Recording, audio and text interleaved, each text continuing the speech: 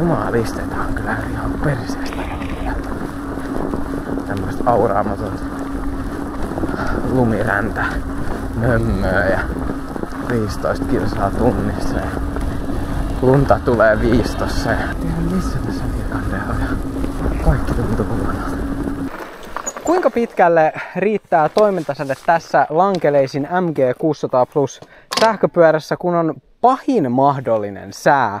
Entä minkälaisia kokemuksia mulla on nyt sitten tullut tästä sähköpyörästä näiden pienien lenkkien jälkeen? Mä oon harrastanut sähköpyöriä vuodesta 2014 asti ja viimeiset 5 vuotta mä oon jakanut mun sähköpyöräkokemuksista videoita tänne YouTubeen, joten laita kanavaa tilaukseen, tutustu mun kanssa näihin uusiin hienoihin sähköpyöriin ja katsotaan vähän, että kuinka pitkälle tuolla sähköpyörällä oikeasti edes pääsee. Eli kun mä lähdin tekemään tätä toimintasädettä, niin mä en ollut oikein ihan hirveämmin kattonut säätä. Eli se oli just näitä kevään alkuviikkoja, kun lumet suli ja tuli saman tien takaisin. Ja se oli semmoista ihmeen rumbaa koko ajan. Mutta se oli siis ihan tiistai-päivä. Ja silloin iski viimeinen talvimyräkkä. Eli tuulen nopeus oli noin 10-15 metriä sekunnissa, paikoitellen jopa 20 metriä sekunnissa. Testin aikana nämä sääolosuhteet siitä muuttu ihan todella radikaalisti. Eli mä lähdin ajamaan vaan tämmöisellä perusmärällä asfaltilla, mutta ei aikaakaan niin mä löysin itteni polkemasta 5-10 senttimetriä syvässä loskassa vastatuuleen, joka heittää mun naamalle alijäähtynyttä vettä. Eli tää testi nyt toimii niin kuin periaatteessa pahin mahdollinen skenaario toimintastestinä. Joten mä näytän teille nyt vähän tämmöiset kootut palat siltä reissulta. Muistutuksena kuitenkin, että BuyBestGearilla on siis tällä hetkellä menossa kesäalennukset, joten kannattaa käydä hyödyntämässä niitä ja koodilla BBG Bosmanatti sä saat edelleen ekstra 3% alennusta tästä MG600 Plus sähköpyörästä ja samalla sä toit tätä kanavaa. Nyt tuli takatalvi, joten mä aion nyt tehdä tämän joka tapauksessa. Täällä on nyt noin nollassa suurin piirtein, vaikka täällä nyt lunta sataa. Eli varmaan pakkasen puolella pikkasen. Akku on huoneen lämpöinen, ainakin vielä hetken aikaa. Renkaat on laitettu 1.4 baariin, mikä on noissa listattu maksimipaineeksi. Eli nimenomaan kun tehdään toimintasädetestiä, niin halutaan tavallaan se maksimi toimintasäde, mitä voidaan saada. Ja nopeus on rajoitettu 25 kilometrin tunnissa. Ei ole kaasukahvaa, mennään vaan poljen avustuksella, koska nyt täällä on se uusi vääntösensorijuttu. Ja sitten täällä on Fiidon sivulaukut, itse asiassa todella hyvät, tykkään niistä, mutta siellä on painoa yhteensä noin 25 kilogrammaa suurin piirtein. Ja sitten mulla on vielä reppu plus minä, varmaan 100-105 kilogrammaa siinä paikkeilla. Eli tämmöisellä setillä lähdetään nyt liikkeelle. En käytä ajovaloja, koska nyt on vielä niin kirkasta. Ja joo. Ei siinä, lähdetään vaan menee. Lunta tulee 5 tossa, eli tässä on aikamoinen vastatuuli itse asiassa. Ei kovin optimaali olosuhteet kyllä toimintasädetestin mittaukseen, mutta joka tapauksessa unohdin mainita siinä mun esittelyvideossa, että kun mä puhuin siitä nopeussensori ja vääntösensori eroista, niin se, että tässä edelleen noi niin kun tehoasetukset toimii nopeusrajoittimina myös, niin kuin täällä on nopeusasetuksina. Vaikka niitä nyt toki pystyy paremmin moderoimaan, niin se silti toimii nopeusrajoittimina, että esimerkiksi vaikka ykkösavustusteholla niin se ei mene kuin vaikka 9 kilometriä tunnissa. Sä voit löytää siihen sen oman sopivan sille, että sä muokkaat vähän sitä nopeusrajoitusta ja sitten noita avustustasojen määriä. Muistaakseni tässä sai kyllä vaihdettua sen, että onko se 0-5 vai 0-9.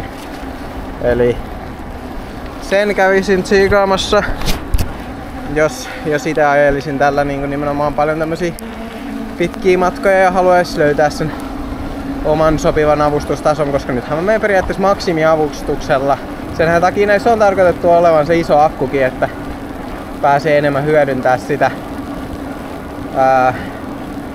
sähkön ominaisuutta, joten olisi vähän hassua jättää se mennä jollain pienellä avustuksella, joten siinä mielessä myös hyvin realistinen toimintasädetesti luvassa. Kameran päällä semmonen vaahtomuovisuoja, joka estää tuulen huminaa, mutta nyt se on kerrostunut lumella ja jäällä, niin en tiedä kuuletteko te yhtään mitään, mutta täällä minä olen nyt saapunut Mäntsälään pyörätiet alkaa ja täällä on lunta. Mä näytän teille nopea, aika hauska. Oho. Ihan kuin olisi juna saapuu. Näytän teille nopea. Tässä on noin, alkaa just jäät ja lumet niinku kertyy tuohon runkoon ja tässä on nää haituot tossa renkaassa. Niin ihan kivalta kyllä tuntunut polkee. Mitäkään mä sanoisin, olisiko tässä kohta, olisiko semmonen vähän yli 30 kilometriä itse asiassa nyt mittarissa tälle toimintaiselle testille. Ja ensimmäinen palkki purahti joku muutama kilometri takaperi.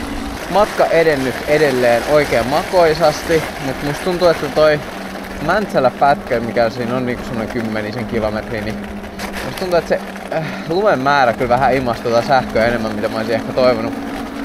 Ja tässä on nyt tää tämmönen kevyt vastatuuli koko ajan, että saa kyllä nähdä mihin toi toimintasali nyt oikein riittää. Ihan kivaltahan tää kyllä tuntuu. Pystyy rajoitinta vasten niinku periaatteessa polkee sille ihan nätisti.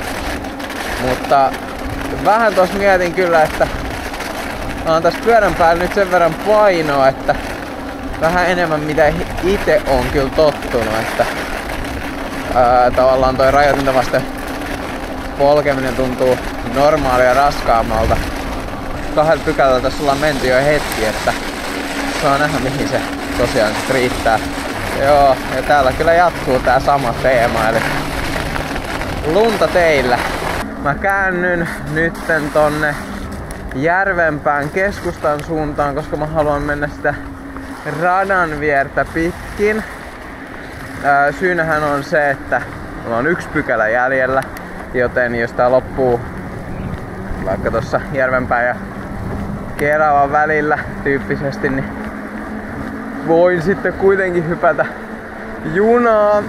En ole nyt ihan varma itse asiassa paljonko kilometriä mittarissa, pitää vähän katsoa tossa myöhemmin, mutta näyttää nyt siltä, että mä joudun myllertää täällä vitsi 15 kilometriä tunnissa auraamattomaan kohtaan, missä on nyt tommonen, no, mitäkään toi ois? 7 senttiä, 8 senttiä lunta tossa. Semmoista märkää lunta vasten. Niin on kyllä tosi mehukasta polkea sitä vasten, mutta jees. Tämmöstä nyt on. Tää on niinku 15 kilometriä tunnissa mä poljen. Ja se on niinku toi pieni vaihde, niin ei se kyllä kovin pieni sit loppujen lopuksi oo, että jos miettii, että tavallaan kaikki sitä hitaampi vauhti, niin periaatteessa vaan laskee sun kadenssiin niin paljon, että se et oikein sais voimaa laitettua, niin se kyllä niinku edelleen vähän viittaa siihen, että kyllä tää niinku tarvis ton kaasukahvan mun mielestä kaveriksi. Et ei nyt ihan ilman kaasukahvaa voi täällä vedellä, jos jumalistetaan kyllä ihan periseestä. Tämmöstä auraamatonta lumiräntä mömmöä ja 15 kilsaa tunnissa ja lunta tulee 15 ja tiedän missä tässä Kandeha ja kaikki tuntuu kokonaan. Kaasulla mä vaan kyllä tää vetäisi, mutta ei kaasu vielä asennettu. Nyt alkoi vilkkuu toi akkupykälä juttu. Ja ei oo tosiaan yhtään pykälää enää jäljellä nyt. Mutta ei kyllä 100 kilsaa tuu. Enkä tiedä tuleeko edes 90kään. Nyt kun akku vilkkuu, niin tuntuu, että vähän vähemmän tehoa olisi saatavilla. Kyllä se varmaan jotain rajoittaa siellä. Ei se ainakaan tuohon 20 asti ihan hirveän hyvin avusta. Tai siis niinku, kyllä se siitä avustaa kun laittaa enemmän voimaa. Ehkä mäkin ala olen vähän väsynyt, niin ehkä se on nää kaikki yhdessä. 110 kilsaa tossa. Siitä miinus joku 30. Nyt loppuu mehut fillarista. Joku 80 jotain kilometriä näyttäis olevan. Mikä on ihan jees. Nyt pitäisikö mennä melkein tuohon sillan alle? Siinä on sadesuoja. Aika villi toimintasäde-testi siitä loppujen lopuksi tulikin.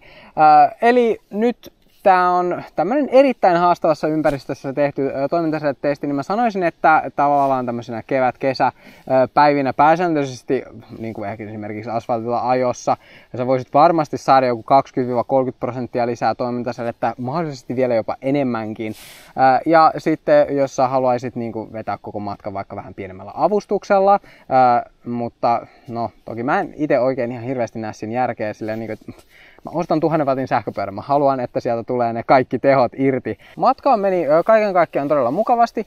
Toi penkki on ehkä liian muhkea, erityisesti tommosiin pitkiin matkoihin, mutta senhän tietenkin voisi vaan vaihtaa. Mutta jos sä teet jotain peruskaupunkiajoa, jotain vähän lyhyempää työmatkaa, niin siihen se kyllä soveltuu ihan hyvin. Sitten toi liikuntava stemmi. Se kulman säätö, ei herra jestä, se on vaikea kiristää ja sitten se ei välttämättä edes mene riittävän kireelle muutenkaan. Niin okei, siinä lukee 10-12 Nm vääntöä, niin kuin pitäisi kiristää se. Mä en ole ihan varma, mulla ei ole semmoista vääntömittaria oikeesti, niin mun pitää varmaan tilaa sitten semmoinen, että mä voin raportoida teille myöhemmin, että pitääkö noi speksit, mitä noihin laittaa, niin pitääkö ne oikeasti paikkansa, pysyykö ne kireellä niillä. Joku kommenteissa oli sitten käynyt kertomassa, että hän oli heittänyt rautalankaa sinne väliin ja se pysyi sitten sillä kireänä, mutta ehkä mä sitten kuitenkin kans harkitsisin ihan, että kun sä oot löytänyt sen oikean kulman siihen, niin sitten sä voit vaan käydä kaupasta ostaa uuden stemmin, joka sitten on automaattisesti siihen yhteen kulmaan. Mun mielestä se on niinku muutenkin ehkä vähän kestävämpi ratkaisu silleen pidemmällä tähtäimellä, joten mä ehkä lähtisin mieluummin suosittelemaan sitä kuitenkin. Pientä puutumista mulla esiintyi tuossa ranteissa viimeisellä 30 kilometrillä. Sen varmaan saisi pois, jos parantaisi ajoasentoa varmaan niin kuin mulle vähän sopivammaksi. Ja erityisesti musta tuntuu, että se penkki oli varmaan se ehkä isoin ongelma siinä. Et mä en tosiaan ihan hirveästi säätänyt sitä ennen kuin mä lähdin tonne matkalle, joten vähän omaa vikaa todennäköisesti siinä. Mä huomasin, että erityisesti tuossa niin kuin matkan loppuvaiheessa, kun vauhti hidastui, kun alkoi olla sitä loskaa ihan kunnolla ja piti mennä sen lumen ja muun läpi, niin se isoin ratas tuolla takana, eli siis pieni vaihde, oli kuitenkin tommoseen ajon liian niin kuin iso, että tuommoisessa hitaassa ajossa, varsinkin niin kuin pienellä avustuksella, niin tuntuu, että vaihteet loppuu kesken. Toki tämä pyörä nyt ei ehkä mun mielestä ole oikeastaan tarkoitettukaan semmoiseen niin kuin kunnon hitaaseen möyrimiseen, mutta siinä on se kaasukahva, niin sillä pystyisi kompensoimaan sitä, niin mä oisin vaan voinut ehkä laskea rengaspaineita, lisätä avustusta, niin kyllä mä uskon, että sit mä olisin päässyt sieltä läpi. Mutta musta tuntuu, että se on aika tärkeä huomio kuitenkin, että tää ei ehkä välttämättä sovellu semmoiseen niin kuin todella hitaaseen möyrimiseen, niin kuin esimerkiksi metsässäkin kovinkaan hyvin, että jos ne polut, missä on ehkä esimerkiksi nopeutta yli 15 kilometriä tunnissa, niin silloin se on hyvä, mutta siitä alle niin ei ole enää niin kovin mukavaa ajella. Ja se tuokin mut sitten vähän siihen pohdintaan, että kenelle tämä pyörä tuntuisi niin kuin olevan suunniteltu. Se olikin mun mielen päällä paljon, kun mä tuota toimintasädettä tein, että tässä nyt on iso akkukapasiteetti, toimintasädettä löytyy hyvin näiden testien perusteella, niin tämä varmaan ehkä soveltuisi parhaiten mun mielestä niin kuin tommosen päivittäisen asioiden hoitoon. Vähän niin kuin tommonen periaatteessa auton korvike. Ja erityisesti niin kuin työmatkapyöräilyyn, ja tuossa on tuo iso vankka tarakka, niin sä saat niin kuin kaikki tommoset kaupassa hoidot todella helposti tehtyä. Ostat muutamat sivulaukut tohon, niin sä saat tuolla roudattua ihan mielettömän määrän tavaraa. Eli läskirenkailla etujousituksella onnistuu sitten myös huonommilla säillä ajaminen ihan hyvin ja nimenomaan ehkä turvallisesti. Se on ehkä mulle se tärkein, että musta tuntuu, että täysin kokematokin tyyppi voi ajaa tällä pyörällä talvella. Luonnollisesti se tarvitsisi nastarenkaat sitten ja vähän laskea niitä rengaspaineita. Mutta tuolla kun istuu, niin siinä on aika hyvä semmoinen balanssi. Ja koska siinä on toi matala astuinrunko, niin sä voit helposti hyppää pyörän selästäkin pois, jos alkaa näyttää vähän liian hazardilta menolta. Mutta varsinaisesti ehkä semmoisen maastopyöräilyyn ja muuhun semmoisen kikkailuun mä en ehkä lähde tätä suosittelemaan.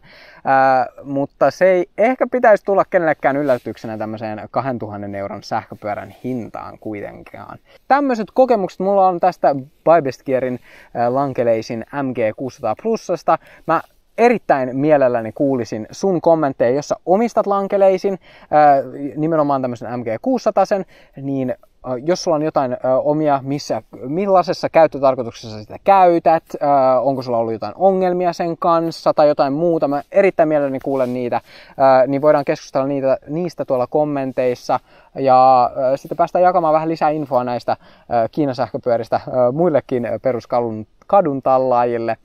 Mutta Bybest Gearilla on vielä menossa tämän viikon loppuun kesäalennukset, joten käy hyödyntämässä sitä käyttämällä koodia BBG-Bossmanaatti ja sillä sä saat ekstra 3% alennusta siihen vielä päälle. Mutta ei mitään, kiitos, että katsoit tän ja nähdään huomenna itse asiassa. Mä teen koko tämän viikon sähköpyöräaiheisista jutuista videoita, joten nähdään. Pyörä ehti sammu. Liian pitkät monologit tässä. Heippa!